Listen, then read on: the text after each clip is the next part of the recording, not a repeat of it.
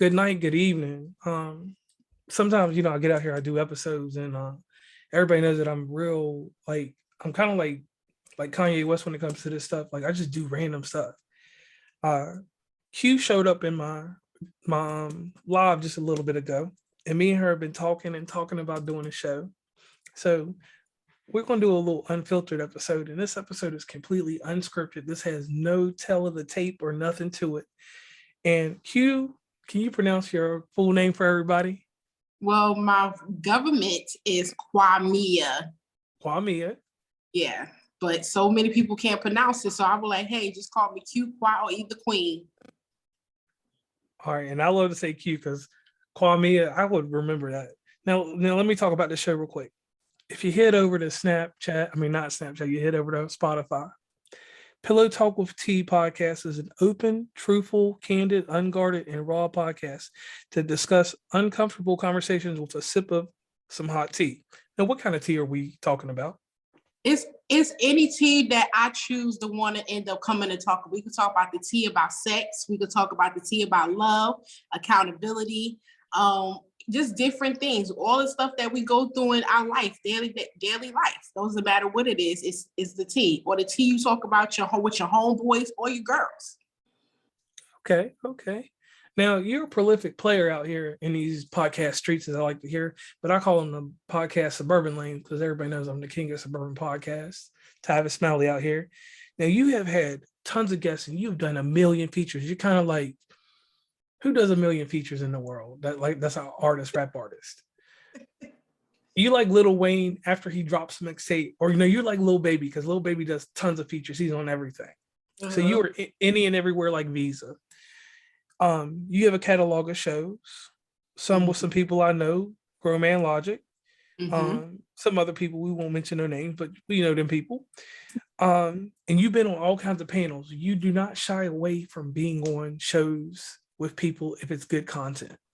That's correct. Not at all. For what? I feel like no matter what we should give our perspective. And if you're going to have a panel or someone having an open, concept to have people come on, different perspectives is very important because no one thinks the same way.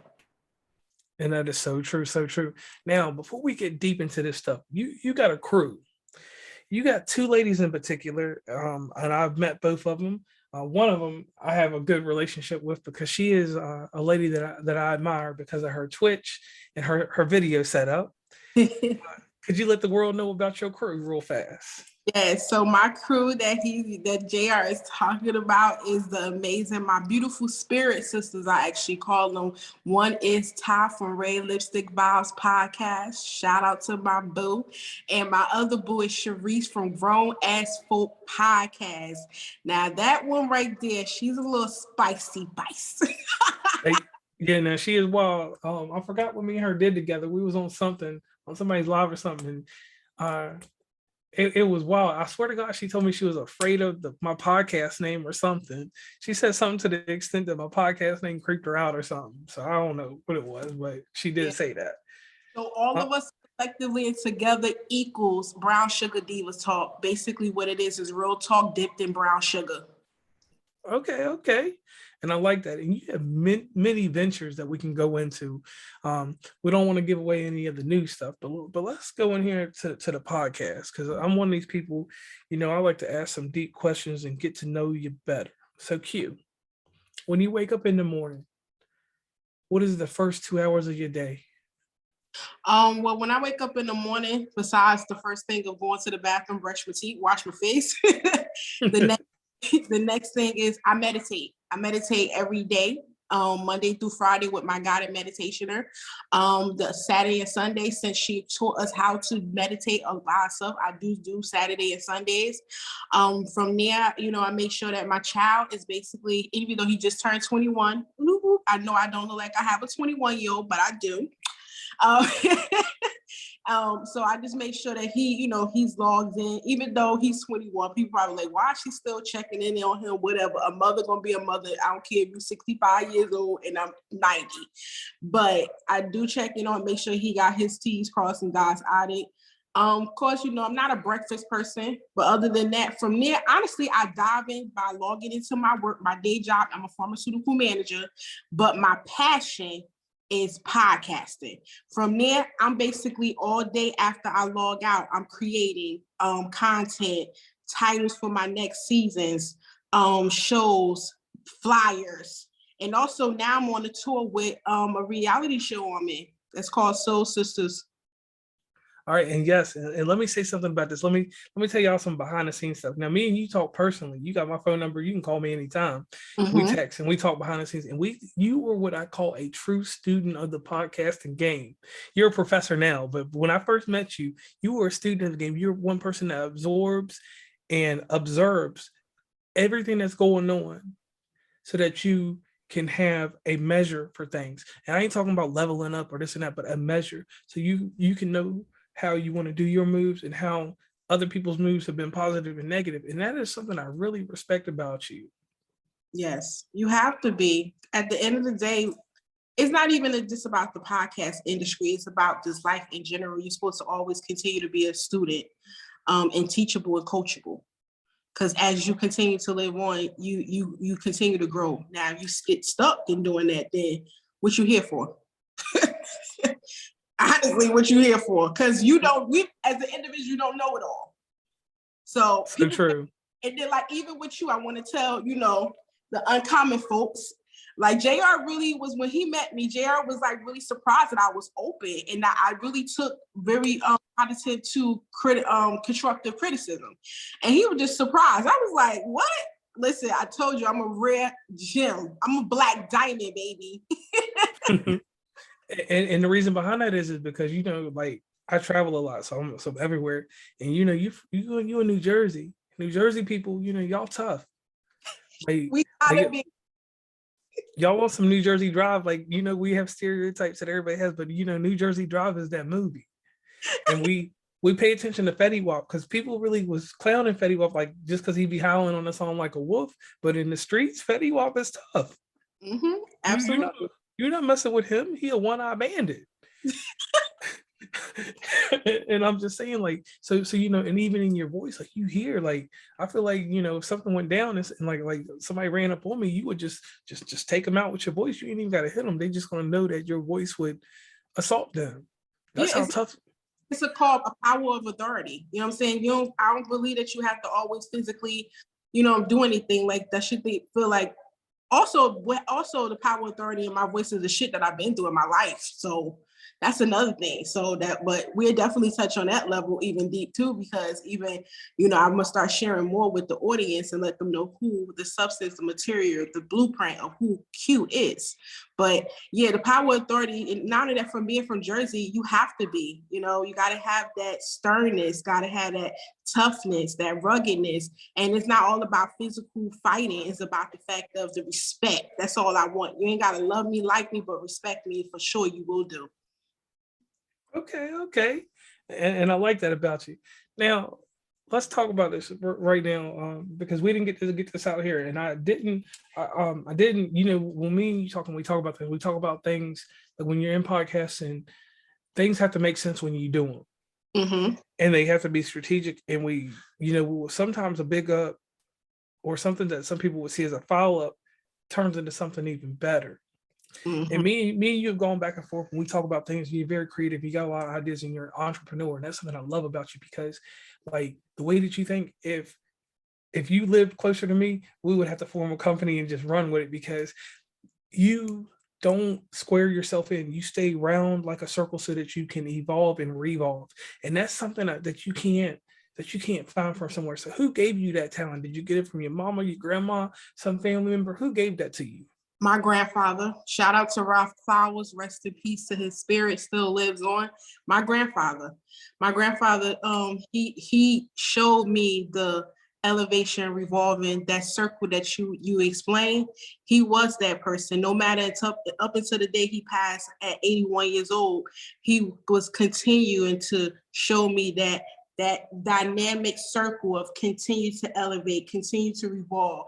Don't be blocked in a box or square, but let that circle of eternity continue to go on, because with that circle, it continue to add additional things that we'll never be stuck. Because as people, we've been gifted with many things.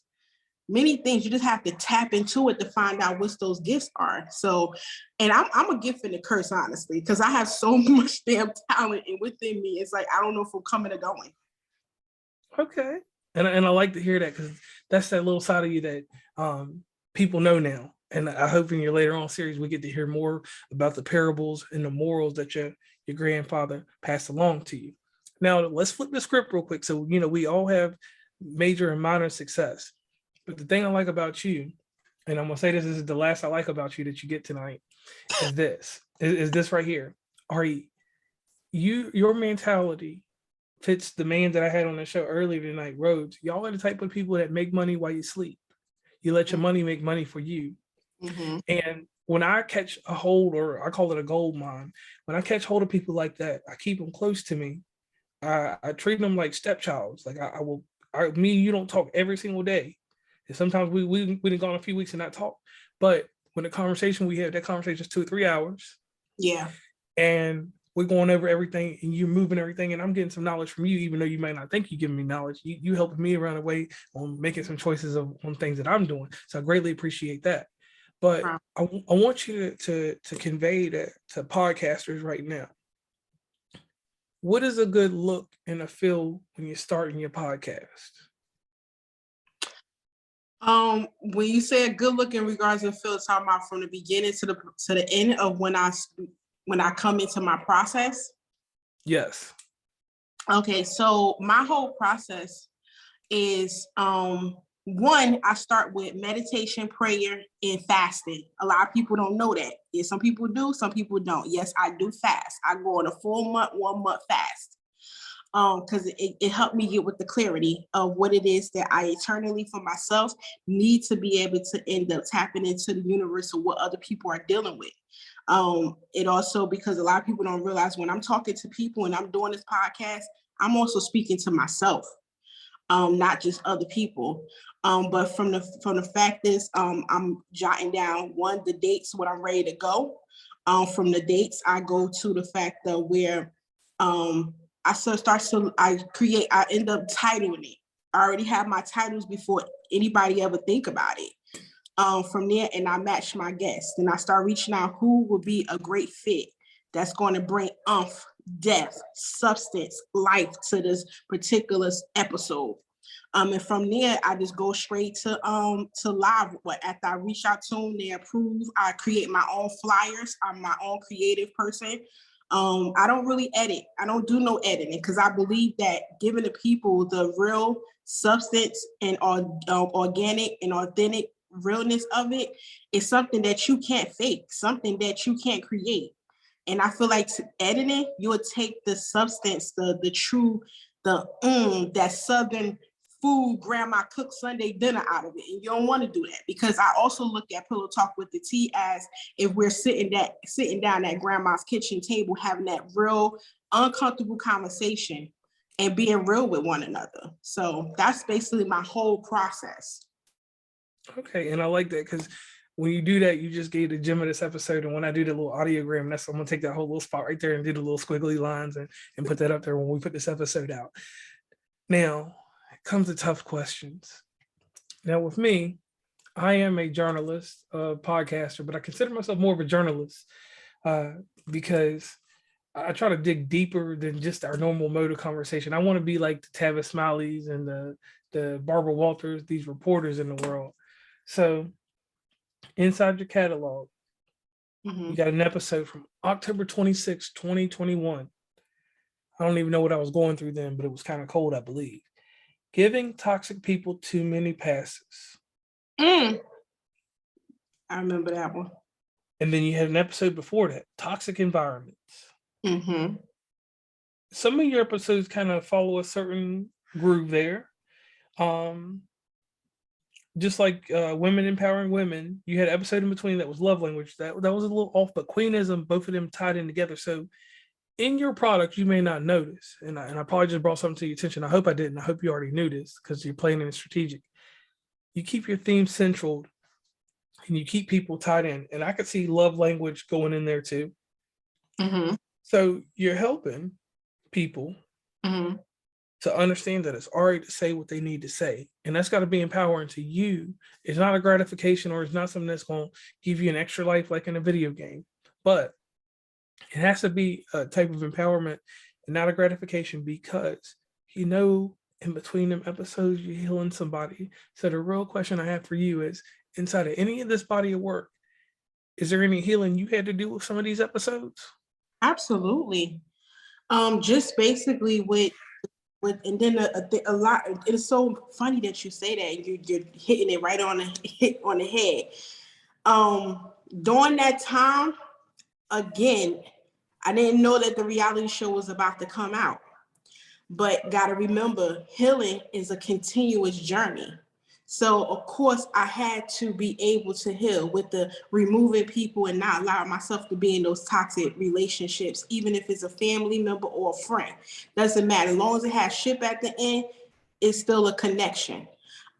Just also just the whole thing of love language for me to understand as I'm growing and me just turning 40 years old, understanding who am I?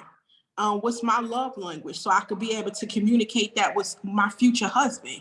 Also with the empowerment, the fact is that is lack of sisterhood and empowerment was going on, which I know so many women DM me and reach out to me, and I see this in their faces when I am out, that a lot of women are seeking that sisterhood, that village. And now I've been blessed to receive that and have that within my family and also without. I'm telling women that we need to start empowering each other. We need to put sister back in sisterhood. We need to stop talking about each other, stop competing with each other, and start connecting and building each other. So during that time, I was going through a lot of transition and healing and elevation with myself, because I cannot speak and preach this shit if I'm not practicing it and walking it myself. So true, so true. And I appreciate that. And I like the synopsis, that quick synopsis you did on the episode. And I'm going to tie into a few episodes, because you got one September 15th, the GAME, your mindset prior, during, and after relationship. Now, let me throw this in here real quick. We all go through these relationships because we all had some heartache, and we all had our hoe phases, and we had our whore phases, and we had all these extra phases that we went to until we found a love. And then for some strange reason, I don't know if it's anybody else, but I know it happened to me. Sometimes them loves just get taken away because of circumstance and things, trials, tribulations, all that stuff happens. So when you did this episode, Mm-hmm. what were you thinking when you did this? It's not even what I was thinking, it's what I constantly repeated, consistently hearing from women and men. I had close family members and friends who was going through breakups. And with that, and I call it the game, because at the game, and when you end or you break up with somebody, it's not, you can't say it's officially over, because you go back numerous times, like tug of war, before you actually decide to say, I'm done. So, and when you do decide to say I'm done, there's 3 stages of a breakup. You know what I'm saying? You got to be able to end up realizing and noticing where you got to learn from your previous. You got to end up knowing what you want with your present, and then also take those 2 elements and end up saying what I'm going to do better in my future relationship. And this always say, I don't regret any of my relationships, anything with my ex, because if I did, then I'm regretting the fact that I was taught something to do better. I was taught different ways of who I am, and to know what I will accept and what I won't accept, what I like and what I don't like. So I don't regret it. And that right there, tying into that, like those lessons we learned. I don't call nothing a mistake. I just call it a lesson that was tied on to my foot a little bit tighter than the other lesson. Mm-hmm. So I'll wrap around that. Now, let's go back to 2020. is getting back with an ex a good idea? Now, let me get my spin on this real quick. With things that happened with me, with the death of Michelle and all other stuff, and this is exclusive. This hasn't been shared anywhere. Michelle had gastric bypass surgery, right? Okay. And we had a conversation because she had it right after my birthday, like a day after, a day in between my birthday. I was July 13th. She had it on the 15th, and we had this conversation. And how me and her got together was kind of me leaving my ex to go to her because I kind of creeped with her, from my ex. And they became friends, or maybe not friends, but they had a conversation outside of me, like when I was gone or something. And the conversation was this, and this is why I'm tying into this. And that's one of the episodes I liked that you did because it gave me a different perspective, even on what I did. Michelle told me that if anything happened to her during the surgery, that Stacy, who I was with before, was the person that she could see me with if something had ever happened to her. She said, they don't have to be your choice, and you and her don't have to go down that road. But she said, y'all had something before we had something. And she said, and I'll never take anything away from what you do because we love each other in different aspects and in different motions, as I say. So she passed away, and I waited a good time so that I could grieve and do what I did. And then eventually I got back with Stacy. So technically, Stacy is my ex. And the way that we were able to work it out is I learned in life that you got to have this weird type of communication with people. And we talk about the shades of light. When I talk about this, you talk about OPEC, which is, you can't see it. Translucent, which you can see through. And then you got transparent, which you can see through. Yeah. So I learned in communication, and even how I talk to everybody, and I treat everybody with the same respect like I do with you. We got to be transparent and concise. So me going back with Stacy, I had to be straight up and honest. I'd be like, hey, the things in this relationship that didn't work before, and why I creeped and ended up with who I ended up with, was because of a statement that I took the wrong way. And I'm guilty. I did creep and end up with Michelle. Gotcha. But Michelle took care of a communication barrier that I couldn't have with Stacy at that time. So then when me and Stacy was able to apply the stuff that me and Michelle had worked on and got me as a better communicator, God rest her soul, it's made us flourish. Yes. So when I listened to your episode, I was just amazed. I was like, I got to get hyped with this. And I listened to it, and it gave me a whole different perspective. So please let the audience know just a little bit about that episode.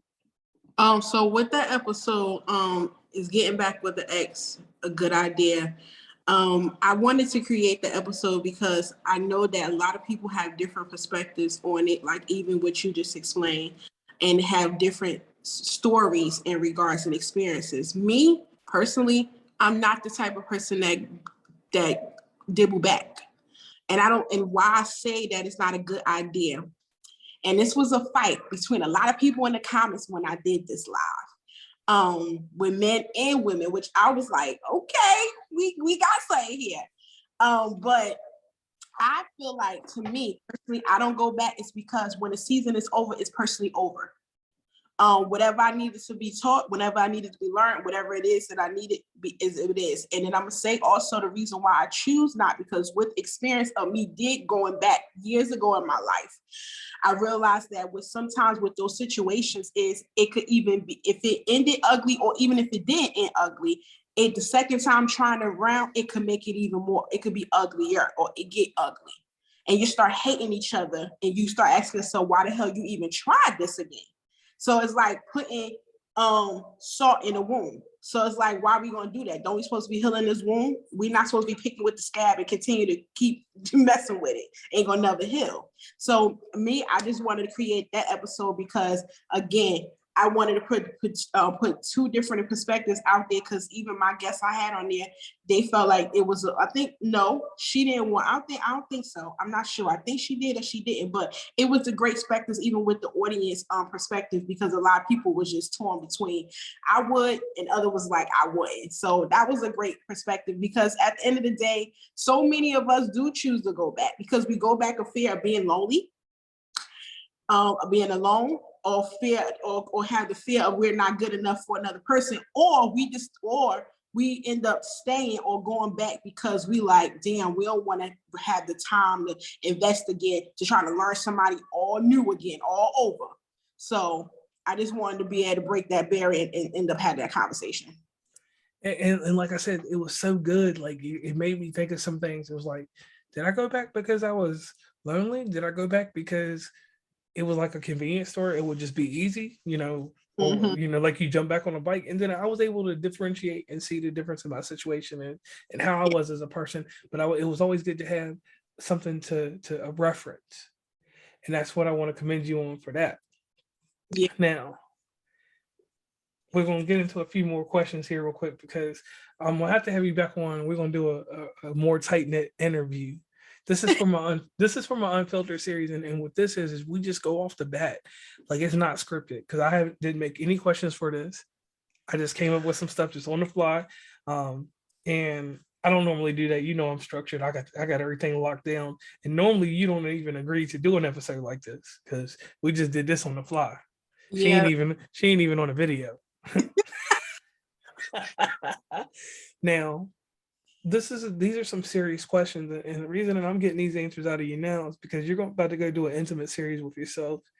So everybody has a song that brings them into a certain light and makes them feel a certain way. What is that song that keeps you motivated to go in life? It doesn't matter. It could be any song for any genre. Yeah, any song. Ooh. It's hard to really say a song, but what I could say, the genre that keeps me motivated, keep me grounded, keep me going is gospel music. I will be in here, and the thing is, my son is so used to it now, he don't even see me no more. I will be in here having the Holy Ghost. I'll be jumping up and down. I just will be going through the things I need to purge out, and purge. When I say purge, audience, I mean crying, because a lot of people don't realize that crying is a purge, that you're cleansing within the things that you're probably having trouble, you having difficulties doing or getting through, and you're going through some things. So crying it out is okay. It's a purge of cleanse. Just being able to just shout and then also just being grateful and thanking him, because I probably shouldn't be here. And so I'm just grateful. And then I have to also remember that tomorrow somebody probably not wake up. But if I'm glad and praised to be able to be woken up, I made it another day. So gospel music is one of my genres that motivates me, that pumps me, that gets me going, that sit there and elevate my flow and just make me grateful as hell about everything. Okay. And I can roll with that, because like I tell you, when the pressures get on me, and it's a weird song because I'm old school gospel. It's a group called Candid Spirituals. They from out of Ohio, out of Canton, Ohio. Shout out to Canton. They had a song called "I'm Dependent on You." Okay. And I'm gonna give it to you so you can listen to that later. And sometimes, because we carry a lot of weight with us, that is one gospel song. And I know everybody else has got some people, Shirley Caesar and different things like that pull them up. But Candid Spirituals, just their music, like that gets me sometimes. But interesting thing with me, like you said, it's a lot of different music, but R&B music is mine. It's 80s R&B music, because it ain't because I'm light skinned and I look like one of the members of Elder Barge or anything like that. It's just something about synth 80s R&B music. It had some extra flair to it. I wish I had lived in that time. I was born in 85, but if I had been, older in that time, I would have had the little white Trans Am with the S curl and everything going on. So I could just fit into that reality in a big old cell phone with the pop collar. But R&B music moves me. Now, we're going to go even deeper into media. What is a movie that you can watch that just sets a tone for you? Like you can watch it and just move away from it, and that movie helps you through the rest of your week. Ooh, good question. Damn. That's a hard one. Now let me do this. I'm gonna put some filler in here, and everybody knows what my famous filler is. I'm just gonna put in a few words while you think about that. Now me, it's crazy. Like I'm a movie connoisseur. Like I watch a lot of movies. So I like this director named Wes Anderson. He made The Royal Tenenbaum, Life Aquatic with Steve Zissou. All his films are what they call Criterion films, so they kind of cinematography. I like a film that has a message that I got to figure it out. And Life Aquatic with Steve Zissou is my favorite movie. because it had so many different themes in it that it was one of the movies like, and Wes Anderson does this in a lot of his movies. He makes it to where you make his movie make sense to your life. Mm, And okay. so you find different parts, and at some point I'll send you my movie list so you can at least catch two of them. I think you would like Life Aquatic with Steve Zissou. It's kind of quirky, but like I said, some of the themes and the way that he does things, it kind of makes you just wrap yourself in it. And then he's got other ones that are good too, but that's just the one I like. So what movie moves you? I listen, it's crazy. Ain't nothing still popped up, and that's a good question that really stumped me. That is crazy. A movie that really moves me. What in the hell? Like, what movie moves me? I can't really get it. We gotta come back to that one, JR, because that's crazy. All right, so look, in the next episode, Yeah, we'll come back. We'll come back with that one in the next one, so you'll have time to get me a script written for it. yeah, All right. I have something that moved me, but it's not really like a film. It's not really it's stuff that be on TV, but it's not like a film. But a movie, but people probably call me cheesy, but honestly, Tyler Perry movies do move me in a way. People might call me cheesy. I don't give a damn, but you already know I don't. Yeah, and I can agree with that because some of his stuff is uplifting. it, Um, it has elements of different things when it comes to mental health, depression, abuse, what we're going through in our Black society and culture, or just the world general, black and white. Just the whole different things. It moves through the elements of everything through life, and he puts that on film. And I like the fact that he shows the beginning of the process of when you're going through the stuff, but there's a light at the tunnel. okay, and I can agree with that on a lot of his stuff, especially the one with Janet Jackson in it. Yes, Yeah, yeah, yeah. that's my girl. Yeah, so I can definitely say that. Now, inside podcasting, there's politics and there's things that happen. Um, we can't be susceptible to what other people think or do when we're podcasting because we're producing a product for many adventures and reasons. And in my case, I will say one of my products is because it's something that has made me who I am today. The other stuff that I do for fun may not have a sponsor, may not have this going on with it. So my few questions I'm going to ask you are podcast related questions. What is something that is wrong in podcasting today? The lack of support, and also the competitionness of like everybody trying to be better than one another, steady just honestly collaborating, steady trying to compete.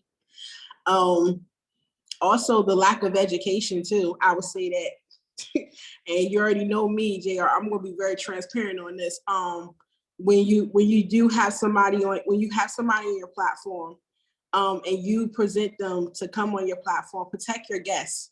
That's like if you're inviting into your home, and once they inside your home and you invite them at the dinner table, anything that happens in your home and that you invite someone to your guests, you are responsible for that person. So protect your guests. No matter, I don't give a damn if it's a troll, is a robot, I don't care what it is. Protect your guests, because that guest will never have to ever go through any mental, emotional, or whatever that may occur if you did not ask them to be up there and invite them into your home, which is your platform. Also, research your guests and know your guests. Let's not just have no shows and call it a show and put a title on it and then put podcast at the end. So those are a lot of lack of things that's going on in the community of podcasting that needs to get better. And I wholeheartedly agree with that for the simple fact, like, not everybody, like, I don't do this unscripted, off the dome type stuff that we're doing right now. I'm doing this because I'm in a fun mood, and you was in the live, and I was like, when you said something, and I was like, we gotta get some magic going because I got that spirit right now, and I got that feeling, and I do agree with you on that because like sometimes I just hear this thing that I've been talking to another podcaster about all day today. I hear this flatness in podcasting. Sometimes you can get on there and just rant, and everybody knows that I'm not against Instagram lives or anything. I love them to death because it's brought a lot of people success. It has never brought me any success. I do a live, I get 10 people, 20 people into it, and then by the morning I'll get more viewers because they'll see it then because I don't schedule anything. So that's my fault there. But inside Instagram Live, there are hardened politics, and these politics come from the comments. It don't even come from people that's on the show. It comes from these Billy badasses, and I said Billy badasses, that want to talk this extra smut in your episode, but don't want to get on camera, don't want to be on there and say this stuff. So I noticed that from the get-go in this, and it be people. What's crazy is usually people that run right in your circle, people that's halfway tight with you or got an affiliation in a certain manner. So how do you handle these type of people? I don't know if this has ever happened to you, but I'm just asking, how would you handle someone being disrespectful in your live that 20-30 minutes ago was somebody that was wanting to be on your show? I immediately remove them. I don't care. I remove them and I end up blocking them. Because at the end of the day, again, somebody, if somebody in my comments or somebody that's in my life, I'm going, listen, I even told my sister Sharice, I would end the live and everybody would be looking like, what the hell just happened? Q just went. That's like, you know how a broadcast announcement and all of a sudden like a movie or show was playing and because it was inappropriate, they just went beep. I will immediately do that. Yeah, and if you are in the comments, I immediately will end up removing you from the live by blocking you. And if you hit me up to DM me and ask me what happened, then you would have to have all rights to earn your way back to being part of my live again. Because at the end of the day, I'm not looking for any followers. I'm looking for true supporters. And so, follower and a supporter is completely different. Thank you so much. That right there, I'm putting my hands together in a prayer. That was a gem right there, because too many people get fixated on this and that. And I tell people this, and I'm 100% honest, and I'm gonna be, because this is unfiltered, I can just be raw about this. If these cats is not making me money, if they not pushing downloads, if they not out here in they cities putting my QR codes up, I ain't got no reason for it. If you're a friend, you're a friend. You hit me on my phone, you got my phone number. Not everybody gets my number. So that's one thing I want to say out there. Just like you got my number. You got my number because we are friends. If you come to the city, you got a place to stay out here, usually just pass it. You say that to me, I'm like, if I'm ever in the area, I'm like, good. Yeah, you never know. You might take a cross-country trip for a tour in Columbus and you might need to stop for a few hours or something. Anyway, West Virginia is always open to you. But I wholeheartedly, and I can't say wholeheartedly way too much, I know people, but I agree with everything you said so much, because that's why I stay away from Instagram Lives. I'm being 100% honest. This is something I've been wanting to talk about for a while.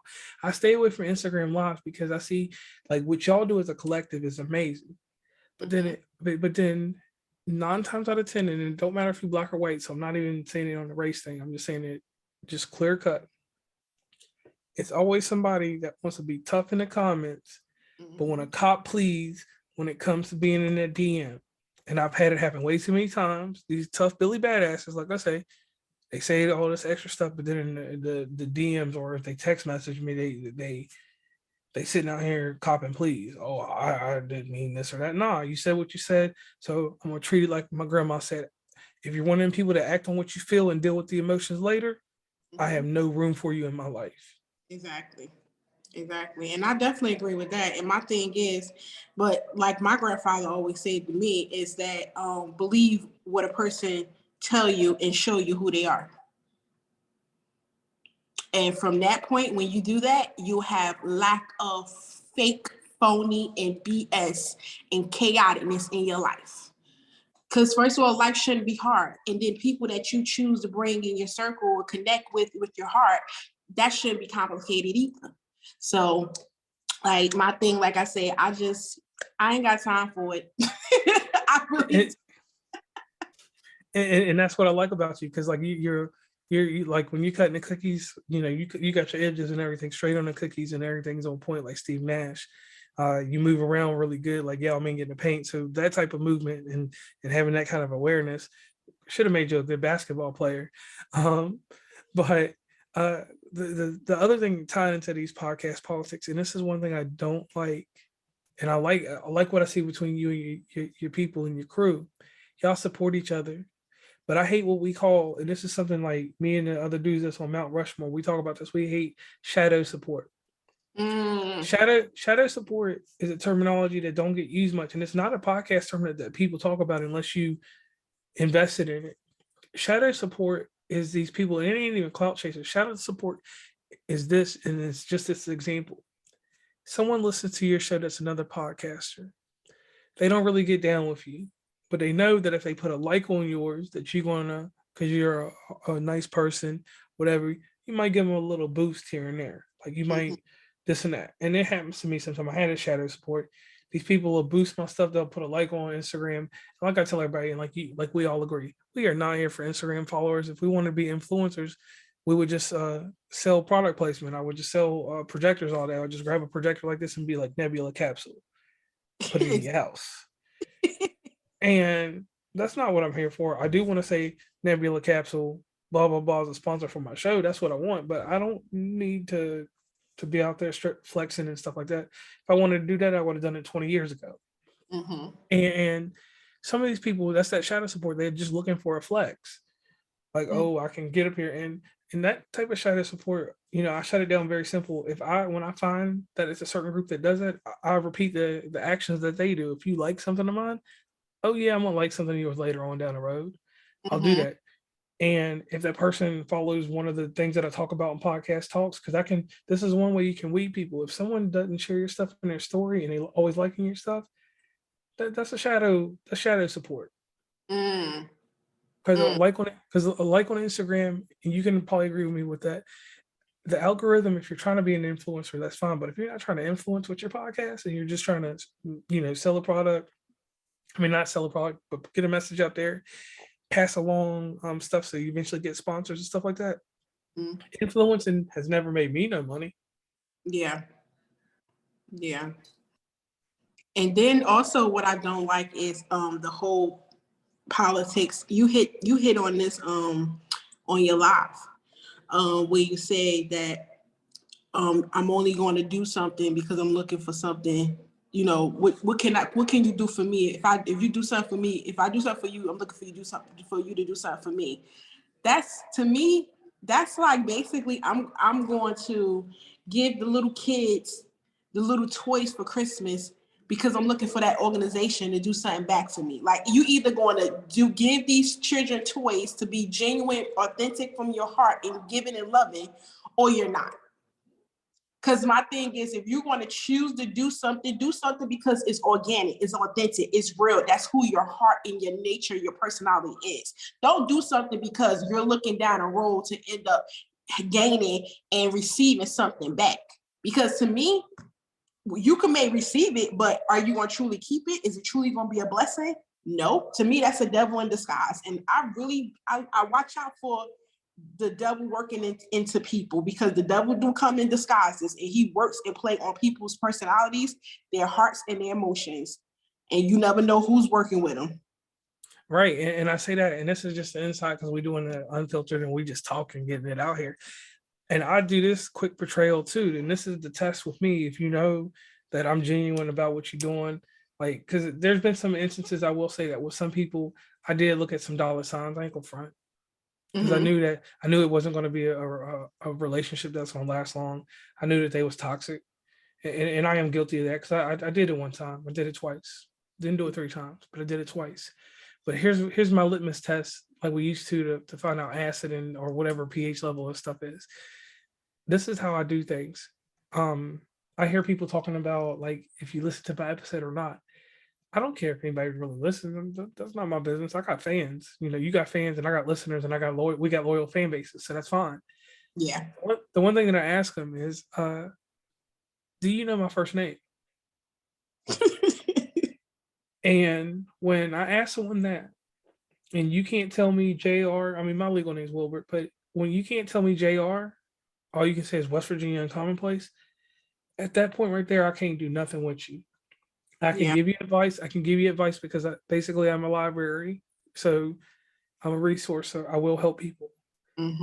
But if you don't know my first name, I will foster a great relationship with you to a point, and you'll sit back because I know that all that was going on is, like I said, I'm a library, so I know people have to come to me for resource for certain things because that's how I present myself. So that's fine.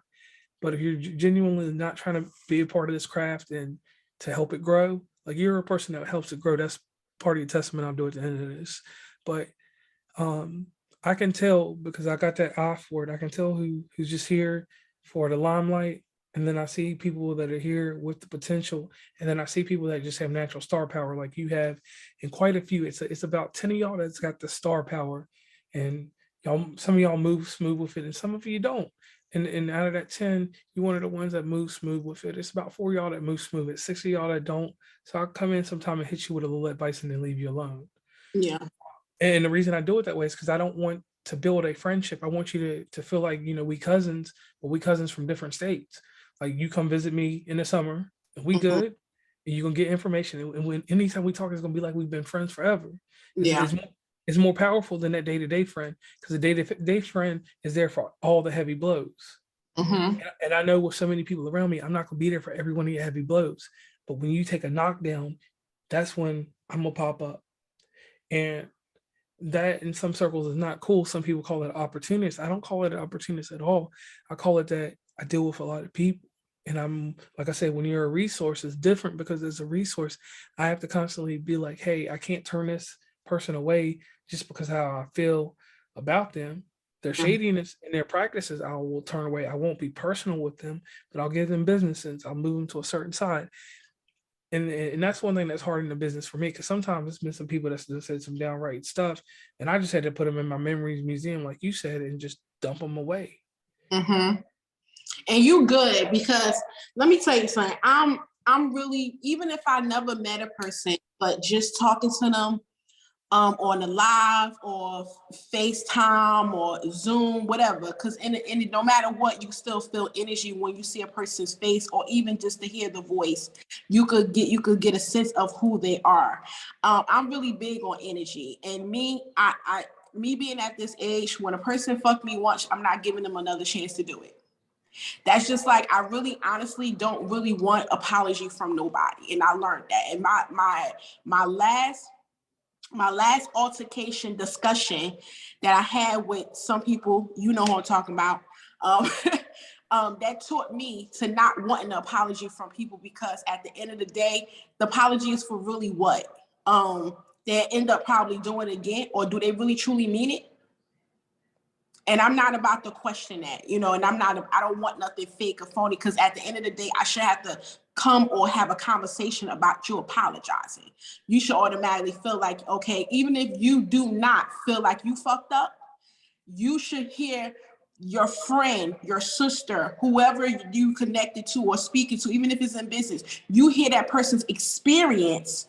And because they're telling you their experience and what they lived through or been through or experienced, then you respect that enough to say, I apologize that you went through that and that you experienced that. Don't go around it, go straight to it. Because at the end of the day, when you get off that phone call, or when you get off that conversation, not only you elevated, you transitioned, and you grew 10 more feet inside yourself, but you also did the due diligence of that person to show that other person you apologize to that you're a true loyal ass person, and that you have no problem being accountable for what you may have done because they experienced something the opposite what you thought they did. But I could keep going on about that. That's a whole different podcast. But yeah, that'll be, look, when I make my rare live appearance, that'll be something that we'll have to do on live. And my point to add to that, I don't even accept apologies. Poor behavior and poor mannerism without there being a mental health issue, a documented mental health issue, I will not deal with that person. Because if I say anything out of pocket, I say it to myself.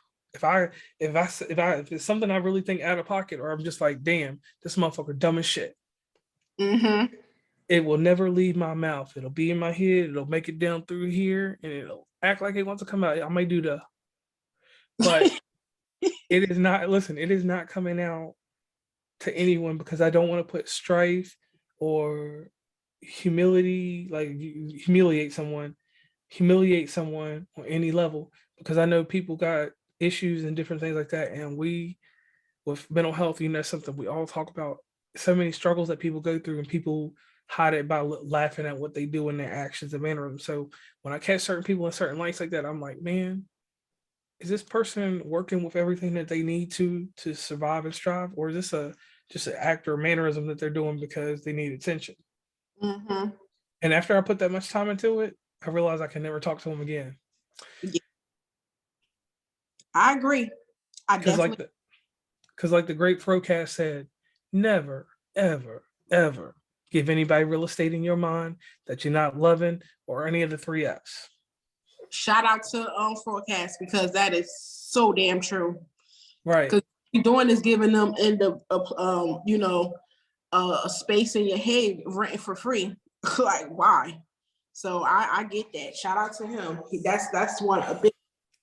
But yeah, so me, I'm on that train with y'all, because I do not accept apologies. If you do it once, I'm not giving you a chance to do it again, and fuck your apology. Right. And then that's something I'm going to take from you. I'm going to keep with me. That memories museum that I got up here, I'm going to add an extra 4 brain in the back so that I can put a lot more people back there. Now, on the happier things, you have the series that's going on that I didn't have you guys on for, but we talked about it behind the scenes. And that's one thing that's cool about it. Me and you, we can talk about everything. And I brought it up. You won't go even bring it up. You was just like, whatever. And I like to put this in our Unfiltered episode. Just this little tidbit.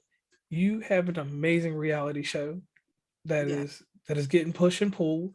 Please let the audience know about it, and let them know about this tour that you all are on, this podcast tour. Yes. So this amazing reality show that I'm on, that I'm in, is called Soul Sisters. It's basically 12 women who came in the house who were complete strangers, that was guided through the certified life coach Trishy McGree. And our common goal was healing, and to get on life course. That was our common goal. We're currently now on promo press tour. Basically, that's going to end on February 28th. It's been a whole month.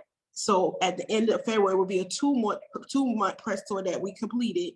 But it's definitely dropping, and it's going to be amazing. And this is actually real reality back on TV that we need, not scripted, not something that the production team telling you should do to get a reaction from one of the girls or whoever. This is real, straight reality TV that's dealing with the mental health and healing of the heart, the traumas, triggers, and generational traumas that we truly need, that our world is dealing with. And this is something that everyone needs to definitely check out. We're having a Facebook Live watch party on February 10th. So go follow those Soul Sister Reality Show page on Facebook and Instagram. And then February 23rd, that's when the world premiere, that everybody will be able to see it. And it's going to be February 10th at 9 p.m. Now, if you don't mind, could you let the audience know about these podcasts that you jumped on? Because you literally, with you and your connections and everybody, you were on all of the you've been on all the heavy hitters. Could you name a few of them heavy hitters so that they know what I'm bragging, but yeah, so dang, oh my God, JR, I've been on so many. I've been on Drunk with Friends. I've been on the Empress Corner with the amazing women. I've been on Mama Cocktail Hour. Yes. Who else I've been on? Oh Lord. I've been on oh my God, it's so many that I ain't even got my list in front of me. JR just put me on the spot. It's so many people that really, wherever you see me at, and wherever you will see me at in the future, and as well as in the present, that's because I believe in these people. That's because I believe in the body of work that they do, and they actually have the same common goal and passion and inspiration that I am doing and wanting to, get out here to the universe. But it's so many more I have jumped on that I cannot end up Oh my God, I can't forget. So Problematic. Oh my God, those two women are the freaking bomb. Yes, I was on them on their show. That was a vibe. Like 2 hours actually went by and we didn't even know it. And we could have kept going. Ooh, so that'll be a good one to listen to. That we could have kept going and we was looking like, hold up, I think we better stop talking because we could keep going. And I said, listen, we break it down to 3 parts. But it was so many other people. Who else that I've been on? I can't remember so many other people, but it been a lot of people. But I have such a major experience. Looking to do it again. But of course, my schedule gonna go a little more tighter, especially with me being on TV now and doing reality TV and have so many other different avenues of entrepreneurship and business that I'm going under, that I'm doing and looking to actually do under the Pillow Talk with the T brand. It's going to really limit my schedule, but definitely returning back with Pillow Talk with the T on March 3rd. So Thursdays only at 9 p.m. Eastern Standard Time, live on Instagram, and you could catch the after show on my IGTV as well as my YouTube channel.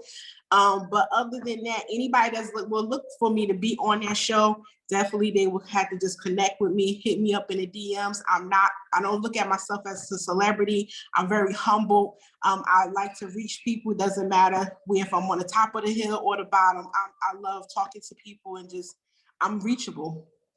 Okay, and I appreciate that. And the next time that you come on my show, I'm going to go ahead and let you know, let the audience know. I do another show called Behind the Scenes, and that's a podcast-centric episode. I'm going to have you on for podcast growth. Okay. That's what's up. And the reason behind that is that's what you were storyboarded for originally before we did this right here, because this is going to be a promotional swap. I'm going to throw this out fairly quick because you got some February deadlines to meet here and there, so I'm going to definitely put it out either before Valentine's Day or right near it. Okay, that's what's up. You know, because the editing process, when we get snowed in this weekend, I'll definitely be able to get to that. Okay, cool. And then I'll do something with you in the middle of the week when it comes to a live. I'm doing all this so the audience can hear how raw it is. Me and you'll personally get a live going somewhere in my prime time because 11:36 for my crowd, everybody's in the bed. Just to be honest with you. So now, some vintage things that I do on this show that I bring out. Growing up, I watched 2020, and we all know that whole stick I do about Barbara Walters and Tavis Smiley and everybody else that is a reporter.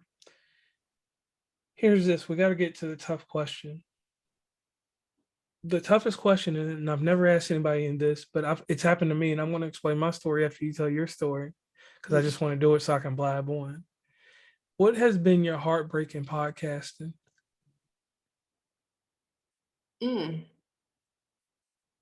What has been my heartbreaking podcasting experience? Yes, or overall, just in podcasting. Just put a cap on it and just say in podcasting. Do you want me to go first, or do you want to? Yeah, you go first. All right. Have me some amazing questions, and it's still amazing. Yeah, I try to, like I said, I try to be a journalist sometimes, and my heartbreak was this, and I tell a story I told it because like I said, I only do 10 appearances on shows a year. After 10, I don't do no more. On one of the shows I told about this heartbreak, it was this podcast when I first started out called The Late Late Show. And these two girls was 18 years old. And it ain't nothing creepy, no funny business because I'm not R. Kelly or anybody else that doesn't hit wild stuff. But they took me to the side and they taught me how to do my Canva properly. They taught me how the podcast promotion works, how to slide and glide, and who not to mess with in podcasting. They did all this in 2 hours. I didn't pay them no money. I gave them a shout out. They did produce 4 podcast shows and left. These 2 young ladies are making good money what they're doing now because they are 100% working for a company that does podcasts, and it could be Spotify or whoever. And that advice they gave me propelled me to what I am today. Mm-hmm. And heartbreak is that these 2 young ladies was so on point. And like even all my moves, like how I don't, you really don't catch me too many places. Like, I podcast, I put them videos out, but unless you're part of that legion or that inner circle, you're not gonna know what's going on with me because I don't push it out there like that. Yeah. And my heartbreak is that these young ladies, I never got to interview them. I never got to do anything else with them because when they disbanded. They still got the page up. They don't answer shit. I don't even know their names. I just call them Kate and Ann. Kate and Ann. Kate Ann. Mm. And these two young ladies, I'm talking about 2 hours, like we sat in the Zoom like we doing now, and they sharing their screen, showing me how to do this and that. What times on the East Coast to touch this, what times not to do this. They gave me the full package to be successful for free. The only reason that they did it for me, and they told me at the very end, was because I was the only person that went on to their after they added me on Instagram. I'm the only person that went on and actually listened to an episode, and I gave them a full critique on it. I was real. I didn't lie. I was like, the audio's trashy. It sounds like you're on the mic like this. Well, I can't even get that close. Let me see if I can get that close. They was on the mic like this, and you heard that difference. Like, and Yeah. that's not natural. And no one was fluent with them, and that's why I like the relationships that I have with people like you and other people like to be fluent. But my heartbreak is that I never got to give them a proper thank you. Like I never got to get them in an interview and be like to tell them thank you because you guys gave me a mode and a method, and I was able to spread it to so many people. Got you. Wow. And it's like they came and they just vanished, gone. Right. Like, wow, that's deep. That's deep. And then you say that, and I know you probably been reaching out, but they don't answer. Jesus. But you know what, JR, at the end of the day, I really think that these two women really do know that you appreciate them. Even if they probably don't answer or they probably don't respond to anything, I guarantee you they probably seeing your glow up, seeing your elevation, and they seeing what you're doing and see that you took whatever they taught you and you made it your own and you ran with it and you're growing. And I think they feel like that's more than enough. That's a big thank you, to them, honestly. And I appreciate that. So what's been your heartbreak?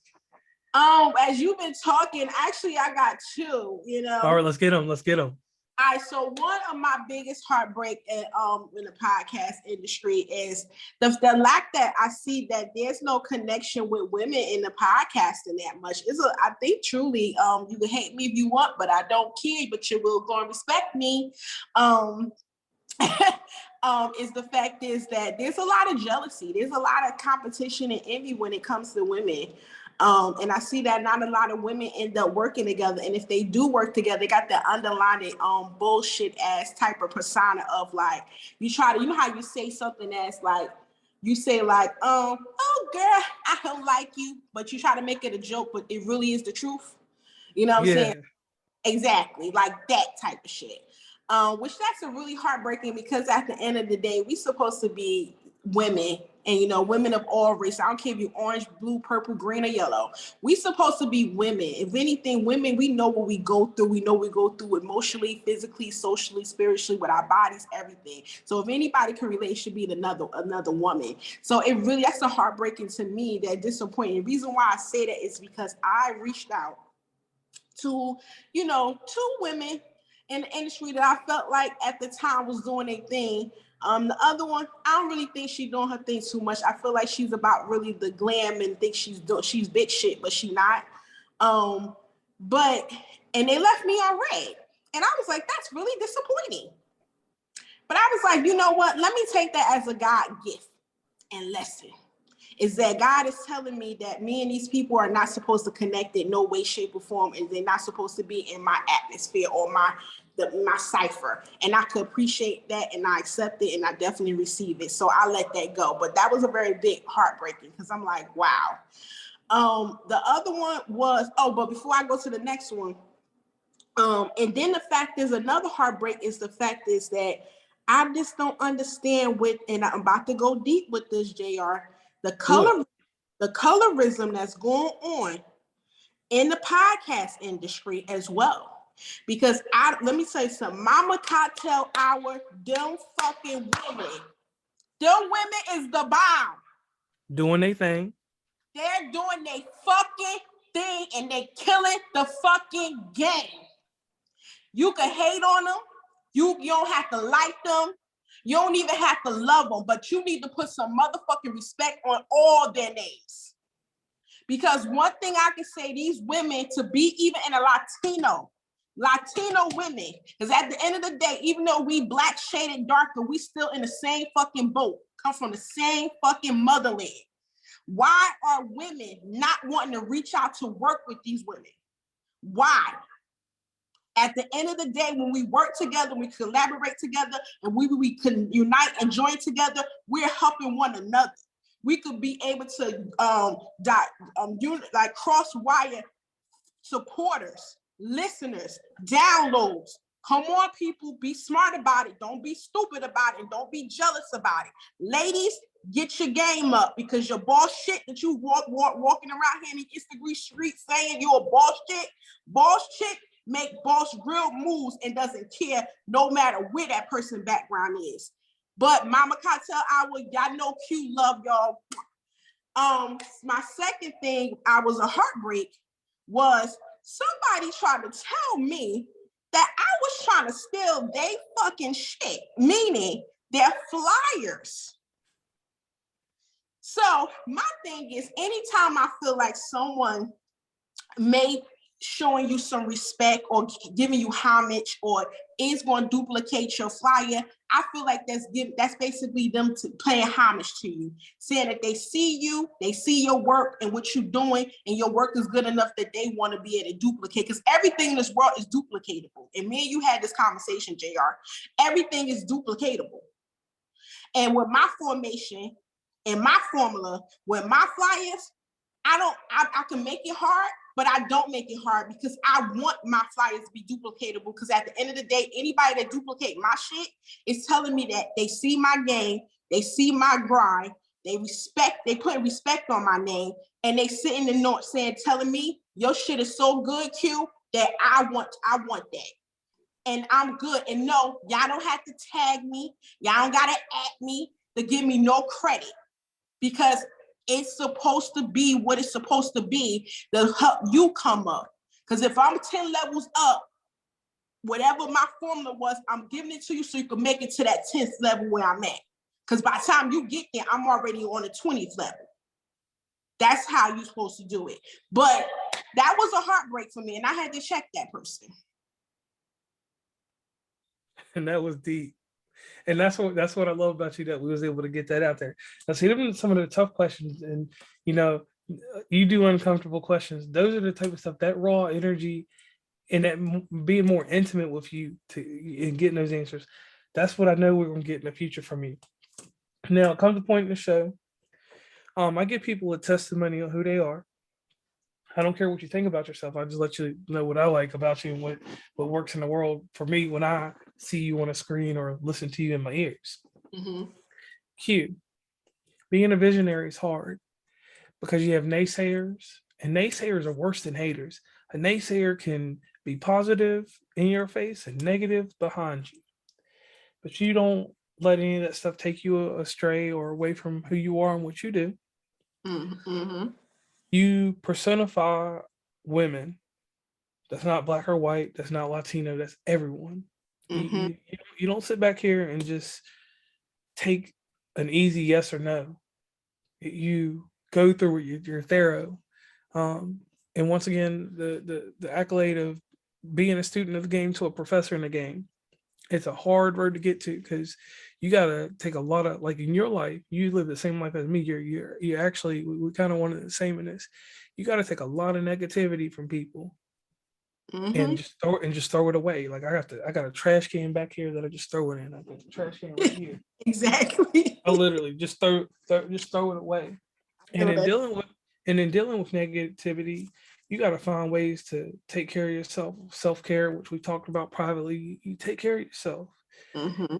You're not one of these that's out here looking for attention and grabbing for attention, and that's something that's respectable and commendable, because so many people are on a clout chase, and I'm like, I'm 30 plus years old. If I was clout chasing, I would have been doing it when I was 15 or 14 or 10. Yeah. Mm-hmm. Because it damn sure clout chasing was nothing that was popular in my 20s or 30s. And not in mine either. Right. I never, and you're a leader, but you're a leader in a sense of you're not a leader of a pack, you're a leader of an influence. And that influence transcends what the normal person does. Because most people can be leaders and people follow it. You got a format. People are like, okay, we'll run with this. But you're influence, and not an influencer. I'm just saying your influence, like your serenity, everything that spiritual level. You present that to people that fit into your mode, that work in your system. Mm-hmm. You don't make life hard on yourself so other people can have life easy. And that's what I like about you in podcasting. Now, in your personal life, you might do that because you got children. So I do make my life hard for my son. So he can have the stuff that's easier than I did. I mean, we teach him to be tough, but we want them all to have. So I'm not saying that, but I'm talking about in podcasting. You take care of yourself. You maintain, you present your business. You are a business, not a businesswoman, but a business. And that's hard to do because being where you are in the mid-Atlantic or the North Atlantic, actually, there's so much competition that you can fail easily. Yeah. It ain't like you being out here in West Virginia or somewhere that's singular and you can just be popular because there ain't nobody else out here doing it. And I'm saying that about myself because anybody else that is doing it, they not doing it like me. But Yeah. where you are, there's people that camouflage and like you said, they steal your ideas and they copy. People copy what you do. There's a million more copiers in between New York, New Jersey area and Delaware and all that than it's gonna be out here. So to stay above the rest and to keep your plans tight and to be innovative is very hard. So the testament to you is this: you represent what should be good in the world, your humility and your responsive nature are what are going to carry you beyond the top, because we don't care about getting to the top or wherever. It's just going to carry you to whatever financial, what type of spiritual gains that you need to get in life and you want in life. So your needs and wants are going to be taken care of as long as you keep being the person you are today. Yes. And nobody can take that away from you. Nobody can manufacture that another way. Nobody can take some DNA from you and try to make it for themselves. It's all in you and it's all in your presentation. So that's your testimony from me to you.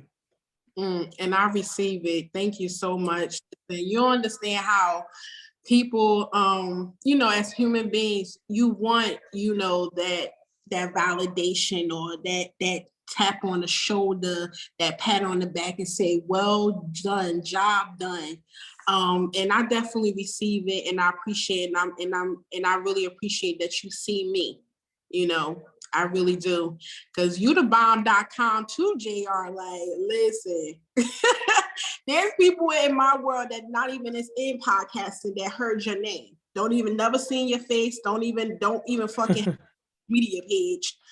But when I end up speaking about my podcasting, whoever is, outside of social, because a lot of people don't like social. Like my sister, she not really a social media, but she created one to support me, but she don't be on that. So my sister wouldn't be able. My sister is like one of them, the niggas on the block. She will shoot you and ask questions later. Like, so I know nobody would definitely be able to handle her because she would kill you first.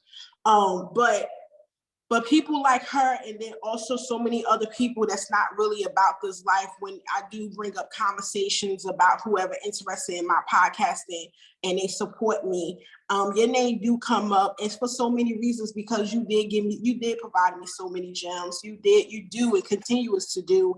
And you like me and my best friend for over 35 years, we ain't got to talk every day. We ain't got to talk every month. But when we do talk, we talking for hours, and we could keep going and be like, we have to force each other off the phone. Like, you know what? We've been on this damn phone for 3 hours. If you don't get off this phone, we'll still be on here eating breakfast, lunch, and dinner. But I definitely appreciate you. And like I say, I just want you to know that I give you your flowers. I give you your roses. And because a lot of people think that men, it's not supposed to be rewarded with flowers and roses, lilies, and all that good stuff. Like, why not? You guys have emotion, hearts, and feelings too. You want to know that you're doing the damn thing and you guys have it just as hard as we do as in women in the world. And and then I just love the fact that I can be now at 40 years old and a mother of a 21 to appreciate the man. And my son is what gave me that definition to appreciate a man, along with my grandfather. But I definitely appreciate you so much, JR, and actually truly to have you as a true ride or die, loyal ass, organic, authentic friend, not no podcast friend, not no friend from Instagram, an actual fucking friend. So I definitely appreciate that. Yeah, no doubt. And I'll say this. So we gotta go back in time. I'm always humble and I appreciate anything anybody says. The only time you was a student was the first phone call we had. After that, it's always been we equals, and what we do is magical. We take something and dissect it 4 times and make enough of it to make sense. Mm-hmm. Exactly. And that's something that's hard to do. Now, Q, I want to thank you for coming on the show. I need you real quick to do a shameless plug because that's part of the vintage stuff from West Virginia and Commonplace that I'm putting into the Unfiltered series. So, real quick, because you already did a plug earlier, give us a shameless plug about everything that you're doing. Okay, so of course, you guys, my name is Kwamia, but for those that can pronounce it, you can call me Q, Kwa, or either Queen. I'm your host, creator, and founder of Pillow Talk with the T podcast. You can find me on all major platforms: Instagram, Facebook, TikTok, Snapchat, YouTube, and all major platforms that podcast host, and just to name a few: iHeartRadio, Amazon, Pandora, and all that good sugar. And also, I will be returning with Pillow Talk with the T on February. I was about to say February because it's supposed to be February, but March 3rd. We got some great lineups. Pillow Talk with the T is about to go blow up and elevate in so many different ways. And then not only that, I have Brown Sugar Divas Talk with my amazing sisters, Ty from Realistic Vibes, as well as Grown As Folk Podcast, where we basically talk real talk dipped in brown sugar. That will be returning soon. Make sure you follow the YouTube page as well as the Instagram page and turn your notifications on, because we could come and pop up at any time, because whenever something come in that brown sugar jug, your brown sugar divas is coming on. So and then also with the Soul Sisters reality show, please make sure you go follow Soul Sisters reality show on Instagram as well as Facebook. Shout out to Trishy Marie. She's my life coach as well as my guided meditationer. Please also follow her and hit her up if you're looking for anybody to do guided meditation Monday through Friday at 8 a.m. via Zoom. We continue to have those. But yeah, so and then the Soul Sister reality show will be Facebook Live watch party is going to be February 10th at 9 p.m. Eastern Standard Time. Check your local listings for your time zone. And then also on February 23rd is the world premiere of Soul Sisters on either a laptop, Facebook device, or either YouTube somewhere, or either on your television close nearby you soon. So All right, and I want to thank you very much for coming on. I am JR from West Virginia and Commonplace. And like I always say, and this is something that we throw in there, if you actually rewind this episode, which you can do, you will find out that this has been a West Virginia and Common production. I am out of here.